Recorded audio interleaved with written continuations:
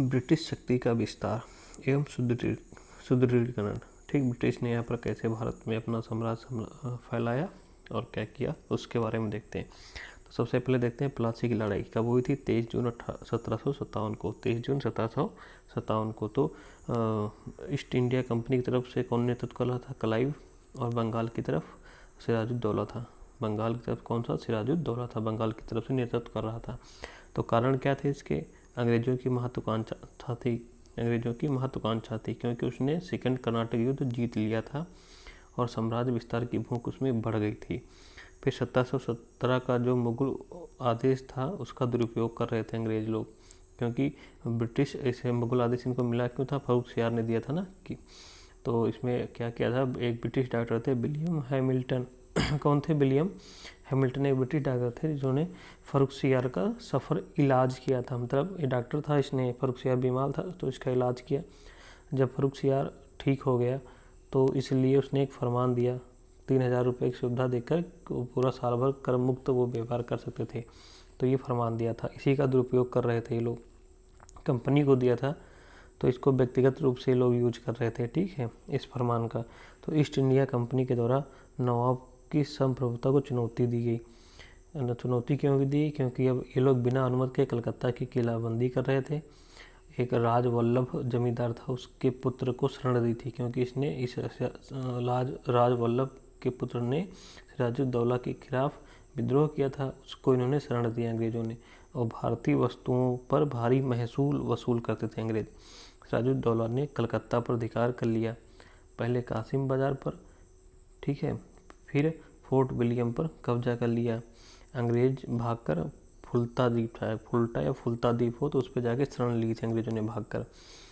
और इसी जब हमला किया था कलकत्ता पर तो एक ब्लैक होल ट्रेजेडी हुई, ठीक है, कि इसमें कि मतलब अंग्रेजों ने कहा कि सिराजुद्दौला ने एक जो अंग्रेज पकड़े गए उनको एक कमरे में बंद कर दिया था, तो काफ़ी लोग उसमें मर गए थे। ये ब्लैक होल ट्रेजेडी के नाम से फेमस हुआ, ये अंग्रेजों का कहना था। आधुनिक मतलब इतिहास के अनुसार ऐसा कुछ हुआ नहीं है, बस अंग्रेजों का ही कहना था। तो खबर मद्रास में पूरे फैल गई। इससे क्या हुआ? एडमिरल वाटसन और कर्नल क्लाइव के नेतृत्व में सेना भेजी गई। किसके? एडमिरल वाटसन और कर्नल क्लाइव के नेतृत्व में सेना भेजी गई। अंग्रेज पुनः कलकत्ता पर नियंत्रण कर लिया, अंग्रेजों ने पुनः कलकत्ता पर नियंत्रण कर लिया।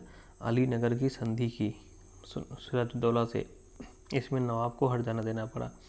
फरमान के अनुसार व्यापार करने की अनुमति भी देनी पड़ी। कलकत्ता में सिक्का ढालने का भी अधिकार मिल गया अंग्रेजों को, मतलब अंग्रेज जीत गए और उन्हें अलीनगर की संधि के अनुसार नवाब को हटा देना पड़ा। फरमान के अनुसार व्यापार, कलकत्ता में सिक्का ढालने का भी अधिकार देना पड़ा। अंग्रेजों का नवाब के विरुद्ध षड्यंत्र किया। अब अंग्रेजों ने नवाब के विरुद्ध षड्यंत्र किया। षड्यंत्र क्या किया इन्होंने?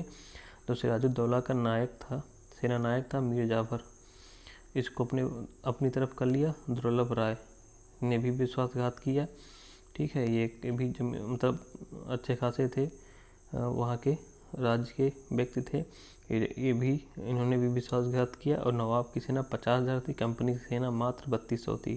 फिर भी ये लोग प्लासी के युद्ध में 23 जून 1757 की लड़ाई में अंग्रेज जीत गए थे, क्योंकि जब ये सेना नायक ही गद्दार हो जाएगा तो सब जीत ही जाएंगे, ठीक है। तो इसमें अंग्रेजों की सफलता हुई।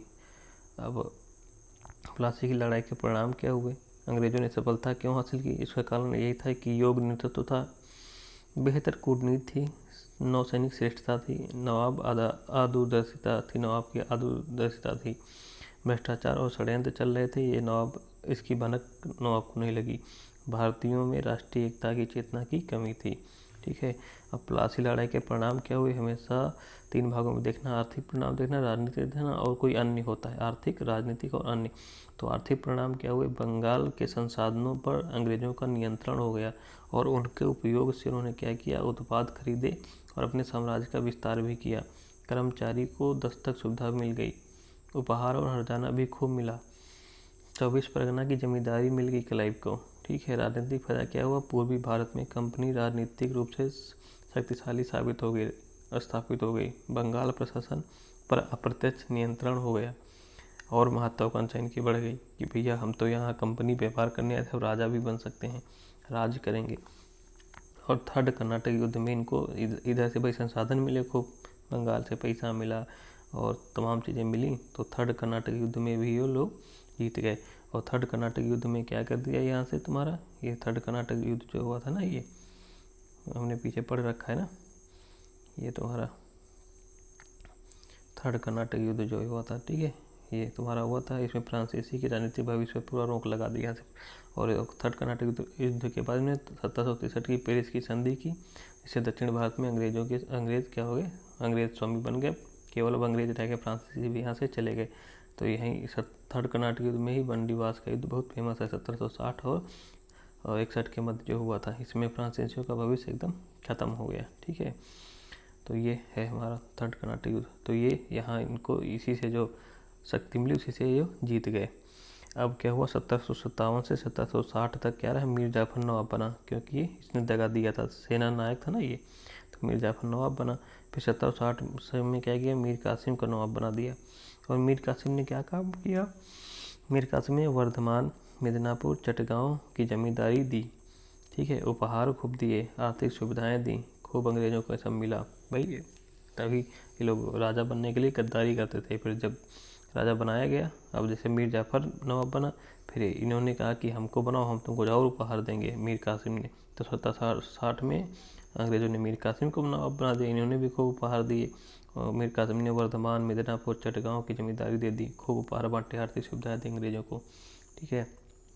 अब कुछ PYQ क्वेश्चन देख लेते हैं, वेरी इंपॉर्टेंट है। जो घटना चक्र, अब देखो हमने पहले वीडियो बनाए थे, लेकिन ये घटना चक्र उसमें नहीं शामिल था, केवल स्पेक्ट्रम शामिल था। अब घटना चक्र भी शामिल किया है मैंने, जो भी क्वेश्चन आए हुए हैं, तो इसलिए ये घटना चक्र और स्पेक्ट्रम का सारांश है। तो वास्को डी गामा कहाँ आया था, पुर्तगाल में आया था। वास्को डी गामा कहाँ आया था, ये वास्को डी गामा कहाँ का था, पुर्तगाल का था, जो भारत आया था, ठीक है, 1498 में आया था। तो अन्य पुर्तगाली यात्री कौन थे, दुआर्ट बारबोसा, डोमिंग पायस और फार्नोवा नूनीज, ये भी पुर्तगाली यात्री थे, ध्यान रखना। तो वास्को डी गामा पुर्तगाल का था और अन्य पुर्तगाली थे डुआर्ट बारबोसा, डोमिंग पायस और फर्नोवा नूनीज, ये पुर्तगाली थे। क्रिस्टोफर कोलंबस कहाँ का था, स्पेन का। कैप्टन कुक कहाँ था, ग्रेट ब्रिटेन का। तस्मान कहाँ था, हॉलैंड का। तो क्रिस्टोफर कोलंबस कहाँ था, स्पेन का। कैप्टन कुक कहाँ था, ये ग्रेट ब्रिटेन से आया था। तस्मान कहाँ था, हॉलैंड से आया था। पीटर मंडी कौन था, ये 17वीं शताब्दी में आने वाला ब्रिटिश व्यापारी था, लेखक एवं यात्री भी था। पीटर मंडी जो था, ये 17वीं शताब्दी में आने वाला ब्रिटिश व्यापारी था, लेखक एवं यात्री भी था। पुर्तगाली गवर्नर नीनो डी कूना 1529 से 38 के बीच में जो रहा। पुर्तगाली जो गवर्नर था नीनो डी कूना, जो 1529 से 38 के बीच रहा, ने मद्रास के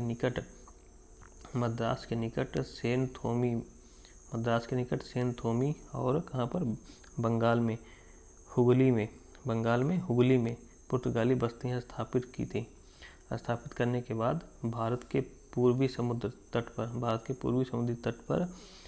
तट की ओर पुर्तगाली वाणिज्य का विस्तार भी किया इसने, ठीक है। बंगाल के शासक गियासुद्दीन महमूद शाह से चटगांव में फैक्ट्रियां स्थापित करने की अनुमति ली थी। तो पुर्तगाली गवर्नर नीनो डी कूना था, जिसने क्या किया था, मद्रास के निकट सेंथोमी में और कहाँ, बंगाल में हुगली में, ठीक है, पुर्तगाली बस्तियां स्थापित की थी। और पूर्वी भारत में, ठीक है,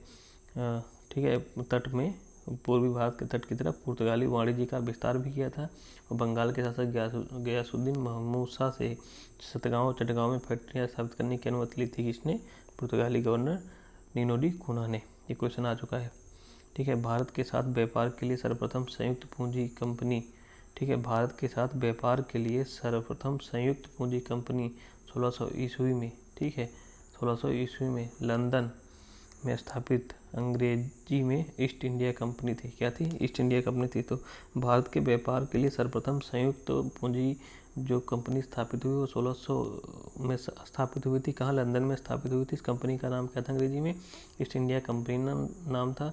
दी governor and company of merchants of London trading into the East Indies, इसका नाम इन्होंने रखा, फुल फॉर्म था इसका, मतलब फुल में था the governor and company of merchants of London trading into the East Indies थी, ठीक है। इस समय मुगल राजा था अकबर, 1556 से 1605 तक रहा ना ये राजा।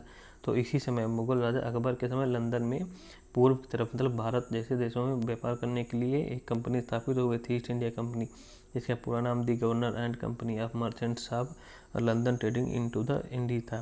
तो ये क्वेश्चन आया था कि जब कौन सी कंपनी स्थापित हुई और किस राजा के समय स्थापित हुई, तो अकबर के समय स्थापित हुई थी। ठीक है, ये क्वेश्चन आ सकता है। जहांगीर के शासनकाल में 1611 में मछलीपट्टनम में अस्थायी कारखाना खोल लिया था अंग्रेजों ने। ठीक है, 1611 में जहांगीर के काल में क्या हुआ, 1611 में मछलीपट्टनम में अस्थायी कारखाना खोला, और 1613 में सूरत में, ठीक है, सूरत में प्रथम अस्थायी कारखाना खोला अंग्रेजों ने। ठीक है, जहांगीर के काल में ही 1613 में सूरत में अस्थायी रूप से कारखाना खोला, और 1611 में मछलीपट्टनम में अस्थायी रूप से कारखाना खोला था। ये भी क्वेश्चन पूछेगा, शब्दों पर ध्यान देना, क्वेश्चन आ चुके हैं सारे। अस्थायी कारखाना कहाँ खोला था, मछलीपट्टनम और मछलीपट्टनम में। किसके कार्यकाल में, जहांगीर के कार्यकाल में 1611 में। और स्थायी रूप से प्रथम कारखाना कहाँ खोला, सूरत में खोला 1613 में। ठीक है, और 1625 ईस्वी तक, ठीक, 1625 ईस्वी 17वीं शताब्दी के पहले चतुर्थांश से भी क्वेश्चन आया हुआ है। ठीक, 1625 ईस्वी तक 17वीं शताब्दी के पहले चतुर्थांश में इन्होंने कहाँ अपनी कंपनियां खोली थी, ये क्वेश्चन पूछा गया था। तो सूरत है, भरूच है, ठीक है, बुरहानपुर है, अहमदाबाद है, आगरा में भी कारखाने खोल लिए थे। तो अंग्रेजों ने 1625 ईस्वी तक अर्थात 17वीं शताब्दी के पहले चतुर्थांश, यही सब लिखा था घटना चक्र में कि 17वीं शताब्दी के पहले चतुर्थांश में अंग्रेजों ने कहाँ अपनी कंपनियां खोली थी। तो कहाँ खोली, सूरत, भरूच, बुरहानपुर, अहमदाबाद, आगरा में भी कारखाने खोले। ये देखो घटना चक्र के PYQ हैं, जो हमारे इस स्पेक्ट्रम के नोट में नहीं आए थे, वो हमने यहाँ पर बढ़ाया बाद में जब घटना चक्र हल की। ठीक है, डचों ने पुर्तगालियों को पराजित कर आधुनिक कोच्चि में फोर्ट विलियम का निर्माण कराया था। डचों ने पुर्तगालियों को पराजित करके आधुनिक कोच्चि में फोर्ट विलियम का निर्माण करवाया था। अगला पॉइंट, ब्रिटिश कंपनियों में से किसी भारत में व्यापार करने का पहला अधिकार पत्र प्राप्त हुआ था लीवेंट कंपनी को। तो ब्रिटिश कंपनियों में किसे भारत में सबसे पहला अधिकार पत्र प्राप्त हुआ व्यापार करने के लिए, तो वो था लीवेंट कंपनी। कौन थी कंपनी, लीवेंट कंपनी। थॉमस बेस्ट अंग्रेजी अधिकारी था। ये थॉमस बेस्ट क्या था, अंग्रेज अधिकारी था, ने पुर्तगालियों को स्वालली स्थान पर हराया था। तो थॉमस बेस्ट ने, ठीक है, अंग्रेज अधिकारी ने पुर्तगालियों को कहाँ हराया था, स्वालली स्थान पर हराया था। ठीक है, अवध के नवाब सादत अली ने 1797 में प्रयागराज, जिससे पहले इलाहाबाद कहते हैं ना, प्रयागराज का किला अंग्रेजों को सौंपा था। ठीक है, तो अवध के नवाब से सादत अली ने, इन्होंने 1797 में प्रयागराज का किला किसको दिया, अंग्रेजों को दिया। अगला पॉइंट, अंग्रेज कैप्टन बर्नेट के नेतृत्व में अंग्रेजी सेना द्वारा कुछ फ्रांसीसी जहाज़ों पर अधिकार कर लिया गया था, जो युद्ध का तत्कालिक कारण बना। भाई ठीक है, जो मतलब अंग्रेजों ने फ्रांसीसियों क्यों अधिकार किया, तो उसका तत्कालिक कारण पूछा था। तो अंग्रेज कैप्टन बर्नेट के द्वारा अंग्रेजों की सेना द्वारा कुछ, ठीक है, नेतृत्व में अंग्रेज कैप्टन था बर्नेट के नेतृत्व में अंग्रेजी सेना द्वारा कुछ फ्रांसीसी जहाज़ों पर अधिकार कर लिया गया, जो अंग्रेज और फ्रांसीसी युद्ध का तत्कालिक कारण बना था। ठीक है, बाकी तो वो क्या कहता, वो तो था ही, जो क्या कहते हैं वारिस का ना, उत्तराधिकार का जो चल रहा था वो तो था ही लेकिन तत्कालिक कारण पूछे मैटर तो ये था कि अंग्रेजों की सेना ने फ्रांसीसियों के जहाज़ पर अधिकार कर लिया था। ठीक है, और अगला पॉइंट, भारत में डचों द्वारा स्थापित प्रमुख व्यापारिक केंद्र क्या थे। भारत में डचों द्वारा स्थापित प्रमुख व्यापारिक केंद्र तो कहाँ स्थापित थे, नागपट्टनम किया था इन्होंने, चिंसुरा में किया था, मछलीपट्टनम में किया था, सूरत में किया था, और भरूच में किया था, आगरा में किया था, कोचीन में किया था, अहमदाबाद में, पटना में। तो भारत में डचों द्वारा स्थापित प्रमुख व्यापारिक केंद्र क्या है, नागपट्टनम, चिंसुरा, मछलीपट्टनम, सूरत और भरूच, आगरा, कोचीन, अहमदाबाद, पटना, ये था। ठीक है, फिर अगला पढ़ेंगे हम बक्सर का युद्ध, पढ़ लेते हैं इसी वीडियो में। बक्सर का युद्ध हुआ था अक्टूबर 1764 में, अब उन्होंने जीत लिया था प्लासी में। अब आगे हुआ फिर बक्सर का युद्ध। बक्सर के युद्ध में ईस्ट इंडिया कंपनी की तरफ कौन था, हेक्टर मोनरो था। अंग्रेजों की तरफ कौन था, बंगाल की तरफ कौन था, मीर कासिम था। ठीक है, मीर कासिम के साथ और भी थे। अवध के नवाब शुजाउद दौला था, अवध का नवाब शुजाउद दौला, और मुगल शहंशाह शाह आलम द्वितीय थे। तो जब बक्सर का युद्ध हुआ अक्टूबर 1764 में, तो इधर अंग्रेज़ों की तरफ से नेतृत्व कर रहा था हेक्टर मनरो, और बंगाल की तरफ से मीर कासिम था, और उसके साथ अवध के नवाब से शुजाउद्दौला, और मुग़ल शासक तब दिल्ली में जो बैठा था वो कौन था, शाह आलम द्वितीय। मतलब ये 3 लोग मिलकर अंग्रेज़ों से लड़े बक्सर के युद्ध में। कारण वही थे, अंग्रेज़ों की महत्वाकांक्षा बहुत बढ़ गई थी। थर्ड कर्नाटक युद्ध में अब सफलता भी मिल गई थी, उससे उत्साहित थे, बंगाल पर नियंत्रण पूर्णतः नियंत्रण अब चाहते थे, ये बढ़ाना चाहते थे। मीर कासिम की महत्वाकांक्षा बहुत बढ़ गई थी, क्योंकि ये इन्होंने मीर जाफ़र को हटाया, नवाब बने, फिर अपनी कुछ मतलब क्या किया था, अपना कुछ सुधार किए, जिससे अंग्रेज़ भड़क गए। इन्होंने मीर कासिम को फिर से हटा दिया और मीर जाफ़र को फिर से नवाब बना दिया था। तो मीर कासिम पुनः बंगाल का नेतृत्व करना चाहते थे, ठीक है, संप्रभु शासक की तरह अधिकार करना चाहते थे। तो जब ये बक्सर का युद्ध हुआ, उस समय बंगाल का नवाब कौन था पूछे तो मीर कासिम नहीं था मीर जाफ़र, ठीक है। मीर कासिम को हटा दिया गया था, ठीक है, ये ध्यान रखना। मीर कासिम ये बंगाल की तरफ से लड़ रहा था। और फिर क्या है, मीर कासिम के क्या कार्य किए थे जब इन्होंने ये नवाब बने थे। उन्होंने तब मीर जाफ़र को हटाकर जब अंग्रेजों ने इनको नवाब बने, इन्होंने कुछ कार्य किए जिससे मना मुटाव हुआ था बीच में। राजधानी मुर्शिदाबाद से मुंगेर ले गए। तो मीर कासिम राजधानी मुर्शिदाबाद से मुंगेर स्थापित किया, क्योंकि ये नहीं चाहते थे कि अंग्रेज ज़्यादा हमारे बीच में हस्तक्षेप करें, हम अपनी सेना बनाएं, अपने अनुसार राज करें। इसलिए उन्होंने राजधानी ही बदल दी, मुर्शिदाबाद से कहाँ ले गए, मुंगेर ले गए। मुंगेर में इन्होंने क्या किया, तोप और बंदूक के कारखाने खोले। आर्थिक स्थिति सुधार के उपाय किए, आर्थिक स्थिति को सुधारने के लिए भी उपाय किए। और 1717 के फरमान से तनाव हुआ, भाई इससे अंग्रेज फ्री में व्यापार करते थे और हिंदुस्तानियों से महसूल भी वसूलते थे, तो इसको लेकर तनाव था। ये कह रहा था भाई इसका दुरुपयोग मत करो, आखिर दुरुपयोग चला था। इससे बंगाल का जो था आर्थिक जो लाभ था बहुत कम हो रहा था, इससे तनाव था। अंततः जब ये तनाव कम नहीं हुआ, अंग्रेज नहीं माने इस दुरुपयोग करना, तो क्या हुआ, एट लास्ट मीर कासिम ने क्या किया, भारतीय व्यापारियों को भी करमुक्त व्यापार का अधिकार दे दिया कि भारतीय व्यापारी ही करेंगे। इससे अंग्रेजों को आत्मसम्मान पर बड़ा चोट लगी कि हमारे बराबर कैसे हक उनको मिल सकता है, तो इंडियंस हैं नीच इंडियंस, पढ़े अनपढ़ गंवार, ठीक है। इसलिए अंग्रेज भड़क गए और 1763 में मीर कासिम को अंग्रेज़ों से संघर्ष हुआ और मीर जाफ़र को नवाब बना दिया। तो 1763 में मीर कासिम को हटा के अंग्रेज़ों ने मीर जाफ़र को पुनः नवाब बनाया। तो जब 1764 का युद्ध हुआ बक्सर का, तो कौन नवाब था, मीर जाफ़र, बंगाल का, याद रखना। तो युद्ध हुआ, युद्ध में अंग्रेज जीत गए। ये निर्णायक युद्ध हुआ। क्या हुआ, एकदम मतलब यहाँ पर तो 3 लोग लड़ रहे थे, वहाँ पर तो गद्दारी थी, यहाँ पर किसी ने गद्दारी नहीं की। मतलब ये सब मिलके लड़े, लेकिन फिर भी हार गए। यहाँ पर अंग्रेज़ों की कुशलता, उनकी युद्ध नीति मतलब एकदम उसका चरम पर पहुँच गई थी ना, उसका मतलब ख्याति बहुत बढ़ गई। युद्ध में 2 संधियाँ हुई। देखो संधियाँ जो हुई, तो इस समय रॉबर्ट क्लाइव वापस चला गया था। ये प्लासी के युद्ध में था, लेकिन अब नहीं था। लेकिन अब 1765 में क्लाइव दूसरी बार बंगाल का गवर्नर बनकर अब आया। तब ही तक कर्नल था, अब 1765 में क्लाइव क्या है, दूसरी बार आया, बंगाल का गवर्नर बनकर आया। तो बक्सर के युद्ध के समझौते के मसौदे इसी ने तैयार किए थे, ठीक है। युद्ध में नेतृत्व नहीं किया, लेकिन जो बक्सर के युद्ध में जीत हुई, तो जो संधियाँ हुई उसके मसौदे जो थे तैयार किसने किया था, क्लाइव ने, ध्यान रखना। इसे नेतृत्व नहीं किया था इसने बक्सर के युद्ध में, लेकिन नेतृत्व तो इसने किया था हेक्टर मनरो ने, ठीक। लेकिन युद्ध जीतने के बाद जो संधि हुई उसके मसौदे के इसने तैयार किए थे, इसने, क्लाइव ने, ठीक है, जो अब बंगाल का गवर्नर बन के आया है। अब तो बक्सर की उसकी संधि क्यों हुई, मुगलों से संधि हुई, जिसे कहते हैं इलाहाबाद की संधि। 1765 में मुगल शासक शाह आलम के साथ संधि हुई, ठीक है। इसमें संधि क्या हुई, बादशाह को 26 लाख पेंशन दिया गया, कड़ाकोरा इलाहाबाद का क्षेत्र दिया गया, कड़ाकोरा और इलाहाबाद का क्षेत्र दिया गया। अंग्रेजों को बंगाल, बिहार, उड़ीसा की दीवानी प्राप्त हो गई, दीवानी मतलब राजस्व वसूलने का अधिकार प्राप्त हो गया।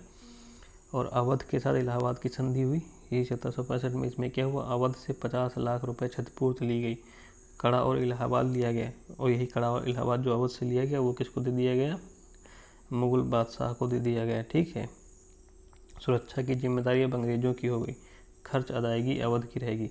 अब कहा कि भाई तुम सेना नहीं रखोगे, अब सेना हमारी रहेगी, तुम केवल पैसा देते रहना सेना को, ठीक है। सुरक्षा की जिम्मेदारी अंग्रेजों की होगी। अवध में कर्मचारी व्यापारिक सुविधाएं मिली, ठीक है, कर्मचारियों को व्यापारिक सुविधाएं भी मिली अवध में, ठीक है। ये अवध के साथ संधि हुई। ठीक है। अवध के साथ संधि में क्या हुआ कि अवध के नवाब को 50 लाख क्षतिपूर्ति देनी पड़ी और कड़ा और इलाहाबाद इनके हाथ से चला गया। ठीक है, यही कड़ा और इलाहाबाद किसको दिया गया? मुगल बादशाह को दिया गया। सुरक्षा की जिम्मेदारी अब अंग्रेजों की हो गई और खर्च अदायगी अवध की रहेगी। ठीक है, अवध में अब कर्मचारियों को भी व्यापारिक सुविधाएं प्राप्त हो गई। बंगाल के नवाब से संधि क्या हुई? बंगाल में सैनिक कटौती की गई। प्रशासन अब नायाब सूबेदार की सलाह पर चलेगा। मतलब ये अंग्रेजों का आदमी था नायाब सूबेदार, अब इसके सलाह से प्रशासन चलेगा। ठीक है, बंगाल का नवाब पोपट बन गया। ठीक है, सैनिक कटौती भी कम कर दी गई। अब बक्सर युद्ध के परिणाम क्या हुए? तो आर्थिक रूप से देखें तो खूब हरजाना मिला, खूब उपहार मिले, व्यापार सुविधाएं खूब मिली, दीवानी अधिकार भी मिल गए। राजनीतिक रूप से देखें तो अब उनकी स्थिति काफ़ी मजबूत हो गई थी, राजनीतिक स्थिति काफ़ी मजबूत हो गई। बंगाल पर पूर्ण नियंत्रण हो गया अंग्रेजों का। पूर्वी भारत उत्तर भारत तक पकड़ हो गई है। पूर्वी भारत से कहाँ तक पकड़ हो गई? उत्तर भारत में दिल्ली तक अधिकार हो गया इनका, दिल्ली तक इनकी पहुँच हो गई है। ठीक है, अभी तक बंगाल तक थे, बंगाल से अवध गए, अवध से सीधे दिल्ली पहुँच गए। ठीक है, पूरे भारत में उत्तरी भारत तक भी है ना अधिकार हो गया इनका, उत्तरी भारत तक पकड़ हो गई और ब्रिटिश शक्ति की सर्वोच्चता स्थापित हो गई थी अब। ठीक है, अन्य क्या हुआ? इनकी महत्वाकांक्षा और बढ़ गई कि अब तो इनको पर इंडियन पे राज किया सकता, आराम से किया सकता है, आपस में लड़ा के एक एक के मारते रहो, चुन चुन के मारो। भारतीय खर्च पर सेना का रख रखाव रखा। अब भारतीयों के खर्च पर ही सेना का रख रखाव ये कर रहे थे ना कि तुम्हारे वहाँ अपनी सेना रख दिखा, तुम खाओ पियो, हमारी सेना लड़ेगी जब जरूरत पड़ेगी। तब इनको अपनी सेना का खर्च भी नहीं उठाना पड़ा, ये बहुत इनके लिए फायदेमंद साबित हुआ। ठीक है, तो फिर बंगाल में द्वैत शासन। बंगाल में द्वैत शासन का मतलब क्या है? तो इसका प्रारंभ किया था क्लाइव ने। ठीक है, क्लाइव दो टाइम रहा ना, 1757 से 1760 तक रहा, फिर चला गया था, फिर 1760 से 1767 तक रहा। ठीक है, तो एक बंगाल में द्वैत शासन रहा 1765 में से 72 तक रहा। शुरू किया किसने किया था? क्लाइव ने शुरू किया था।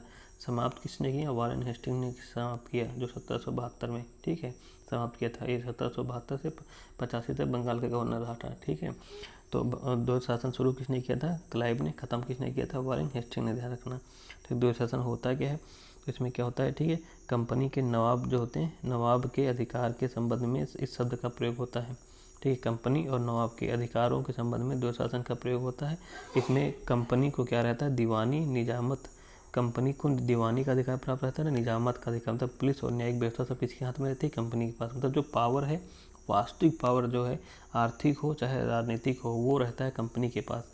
नवाब केवल प्रशासनिक अधिकारी होता है। अगर हम देखें इस समय देखें, अगर इस मतलब द्वैत शासन का मतलब एकदम राष्ट्रपति और प्रधानमंत्री से ना, कि राष्ट्रपति को के नाम से सारे काम राष्ट्रपति के नाम से होते हैं, लेकिन मेन अधिकार किसका होता है? प्रधानमंत्री का। बस द्वैत शासन वैसे ही था कि इसमें प्रधानमंत्री कौन था? कंपनी थी, और राष्ट्रपति कौन था? तुम्हारा नवाब रहता था। ठीक है, उसको प्रशासनिक अधिकार तो दिए गए, लेकिन उसके पास शक्ति कुछ नहीं थी। सारी शक्तियाँ किसके पास हैं? प्रधानमंत्री अर्थात कंपनी के पास। ठीक है, यही द्वैत शासन है। सारी दीवानी शक्ति है, राजस्व वही वसूलेंगे, उनके बाद पुलिस है, न्यायिक व्यवस्था है। ठीक है, और बाकी जो शासन किसके नाम से कर रहे हैं वो लोग? इसके नवाब के नाम से। उसको केवल प्रशासनिक नाम दे रखा है। ठीक है, क्लाइव ने दीवानी का कार्य किसको सौंपे थे? बंगाल में मोहम्मद रजा खां को दिया था। ठीक है ना, कहा कि शासन एक तुम्हारा होगा ना, उसके क्या दिया था इसमें कि शासन किसके द्वारा होगा?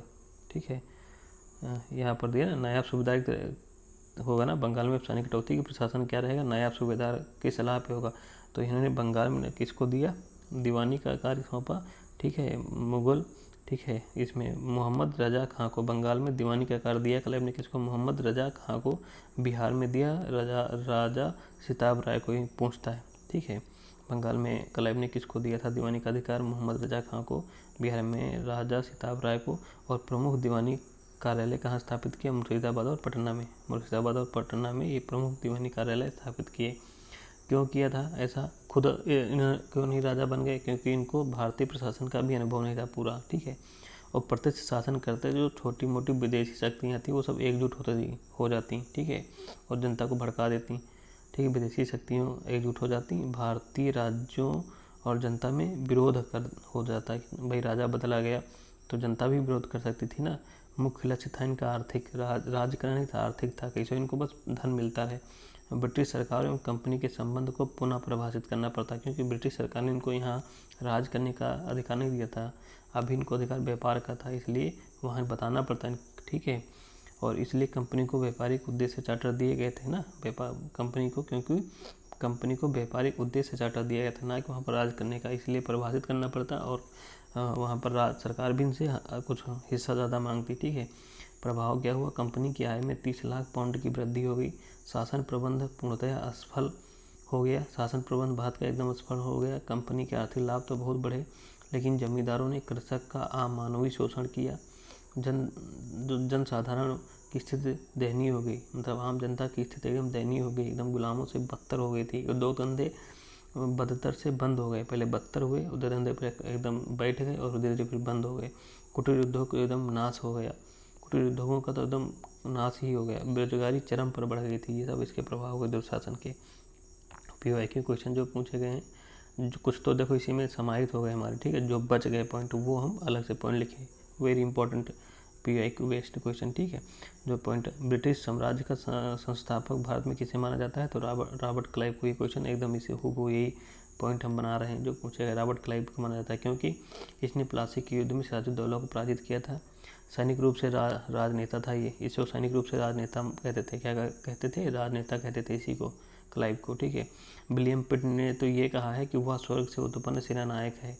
विलियम पिट ने क्लाइव के बारे में क्या कहा है कि वह स्वर्ग से उत्पन्न सेनानायक है। समझ रहे हो, इतना फेमस था उस टाइम में। इसने जब भारत पर राज्य की नींव इसने ही डाली थी, मेन संस्थापक यही था, ठीक है, रॉबर्ट क्लाइव। ये प्लासी युद्ध में सिराजुद्दौला को पराजित किया था। इसको सैनिक रूप से राजनेता कहा जाता था। विलियम पिट ने इसके बारे में कहा कि वह स्वर्ग से उत्पन्न सेनानायक है। ध्यान रखना। अगला पॉइंट, अधिक निर्णायक युद्ध कौन सा है, जिसने अंग्रेजों को भारत में प्रभुत्व स्थापित कर दिया था, अंग्रेजों का भारत में प्रभुत्व स्थापित कर दिया था, तो वो अधिक निर्णायक युद्ध कौन सा था, वो बक्सर का युद्ध था, 22 अक्टूबर 1764 को जो हुआ था, ठीक है। युद्ध का क्रम क्या हम देखें, तो युद्ध का क्रम देख लें जो परीक्षाओं में पूछे गए हैं, ठीक है। तो अंबर का युद्ध, ये अगस्त 1749 को हुआ था। इसमें मुजफ्फर जंग, चंदा साहब और फ्रांसीसियों की संयुक्त सेना के साथ कर्नाटक के नवाब अनूरुद्दीन को पराजित कर, ठीक है, मुजफ्फर जंग, चंदा साहब और फ्रांसीसियों की संयुक्त सेना ने कर्नाटक के नवाब अनूरुद्दीन को पराजित कर इसकी हत्या कर दी और मुजफ्फर का दक्कन का नवाब बनाया, ठीक। मुजफ्फर को क्या बनाया, मुजफ्फर जंग को दक्कन का नवाब बनाया था। अंबर के युद्ध में कब हुआ था, अगस्त 1749 में।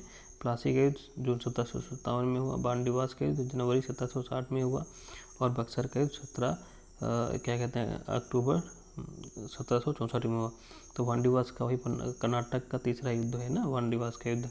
इसी में फ्रांसीसियों का भविष्य भारत से खत्म हो गया था, है ना, जनवरी 1760 में हुआ वांडीवास का युद्ध। फिर बक्सर का युद्ध होता है अक्टूबर 1760 में। तो अंबर का युद्ध अगस्त 1749 में, प्लासी का युद्ध जून 1757 में, वांडीवास का युद्ध जनवरी 1760 में, बक्सर का युद्ध अक्टूबर 1764 में। ये सब क्वेश्चन आए हुए हैं, PYQ पॉइंट है, ठीक है। अब हम अगली वीडियो में देखेंगे आंग्ल मैसूर युद्ध। जय हिंद, जय भारत।